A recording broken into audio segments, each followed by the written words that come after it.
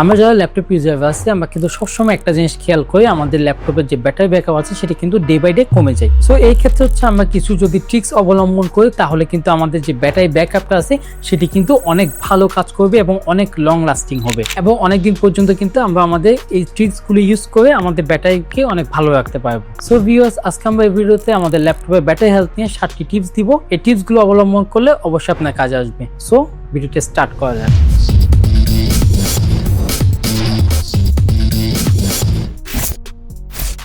Number 1 হলো battery health check রাখা। আমরা যদি নাই জানি আমাদের ল্যাপটপে ব্যাটারি হেলথ কত পার্সেন্ট আছে অথবা কতটুকু আছে, তাহলে কিন্তু আমরা আমাদের কোনো স্টেপ নিতে পারবো না।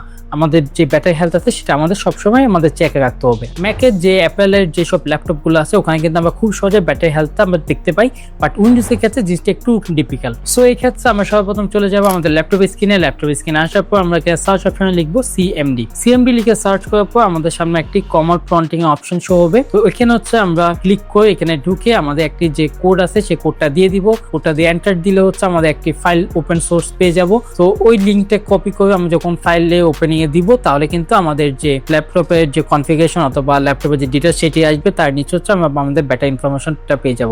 সো এটি নিয়ে যদি আপনি কোনো কনফিউশনে থাকেন অথবা আপনি যদি না জানেন কিভাবে ল্যাপটপের ব্যাটারি হেলথ চেক করতে হয়, তাহলে কিন্তু আমাদের এই চ্যানেলে ল্যাপটপের ব্যাটারি হেলথ চেক নিয়ে ভালো একটি ভিডিও দেওয়া আছে, আপনি চাইলে ভিডিওটি দেখে আসতে পারেন। আমরা অবশ্যই আই বাটনে এবং ডিসক্রিপশন বক্সে লিংকে দিয়ে দিব। আই হোপ ভিডিওটি দেখলে আপনার ব্যাটারি ইনফরমেশন এবং ব্যাটারি হেলথের যাবতীয় ইনফরমেশন আপনারা দেখে নিতে পারবেন। টিপ নাম্বার 2, আমরা যখন ল্যাপটপে ভারী কোনো কাজ করব তখন কিন্তু অবশ্যই আমাদের ল্যাপটপে আমাদের যে চার্জারটা আছে সেটি লাগিয়ে নিব। যেমন আমরা বলতে পারি যে gaming, video editing, graphic design something যেসব ভারী কাজগুলো আছে যেগুলো আমাদের ল্যাপটপে ভালো প্রেসার দেয়, তো এইসব সফটওয়্যারে কাজ করার সময় কিন্তু আমরা ল্যাপটপে চার্জার লাগিয়ে নিব। কেননা আমরা যখন এই ধরনের ভারী সফটওয়্যারগুলো নিয়ে কাজ করি তখন কিন্তু আমাদের ব্যাটারি খুব আর্লি চলে যায়। তো এই ক্ষেত্রে